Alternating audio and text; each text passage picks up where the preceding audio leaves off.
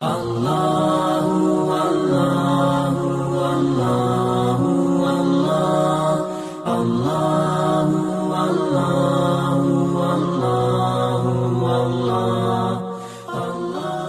کریم علیہ الصلوۃ والسلام پر قرآن مجید نازل ہوتا گیا تو صحابہ کرام کی عادت یہ تھی کہ 10 آیتیں یاد کرنی اور ساتھ ساتھ ان کے معانی، ان کے مطالب اور ان کے مقاصد بھی تیار کرنے.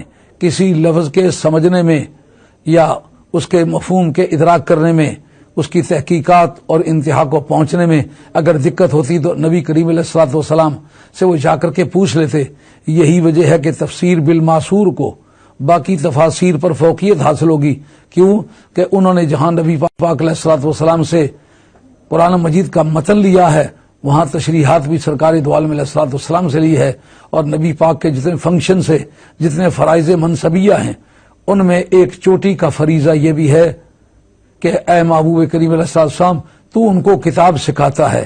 اور قرآن نبی پاک علیہ الصلوۃ والسلام کے طرز تعلیم اور طرز تدریس کا اقداد دیتے ہوئے یہ کہتا ہے وہ یعلمہم الکتاب و یزکیہم، یہ محبوب کبریا انہیں کتاب سکھاتے ہیں اور انہیں پاک فرماتے ہیں. یعنی ایسی تعلیم کتاب کرنا کہ اس سے ظاہر و باطن کی تطہیر ہو جائے. نہ اس جیسی اور کوئی کتاب دنیا میں پائی گئی ہے، نہ اس جیسا اور کوئی رسول پایا گیا کہ کتاب پڑھتا جائے تو ظاہر و باطن کی تطہیر ہو جائے. خوش نصیب ہیں نبی پاک علیہ الصلوۃ والسلام کے وہ صحابہ کرام جو نبی پاک علیہ الصلوۃ والسلام کی بارگاہ نبوت میں بیٹھ کر کے سرکار کے زبان کے تلفظ سنتے رہے اور قرآن مجید کو سینوں میں سموتے رہے. اسی لیے قیامت تک آنے والے مفسرین نبی پاک علیہ الصلوۃ والسلام کے صحابہ اور اہلبیت کے محتاج ہیں معانی کے سمجھنے میں.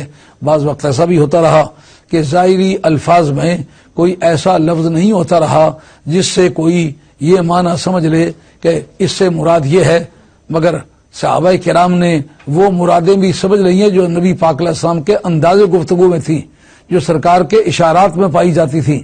جیسا کہ ایک آدمی یہ کہتا ہے میں کل لاہور جاؤں گا، ایک جملہ ہے. اگر یہ کہتا ہے میں کل لاہور جاؤں گا، اس کا اور معنی ہے. اگر کہے میں کل لاہور جاؤں گا، اس کا معنی اور ہے. اگر وہ کہتا ہے میں کل لاہور جاؤں گا، اس کا معنی اور ہے. اگر وہ کہتا ہے میں کل لاہور جاؤں گا، اس کا معنی اور ہے. اگر وہ یوں کہہ دے میں کل لاہور جاؤں گا، اس کا معنی اور ہے. اگر وہ ہاتھ کے ہلا کے خوشی کا اظہار کر کے کہہ دے کہ میں کل لاہور جاؤں گا تو اس کے معنی اور ہیں. پر ان سب معنوں کا باہمی امتیاز کون قائم کر سکتا ہے؟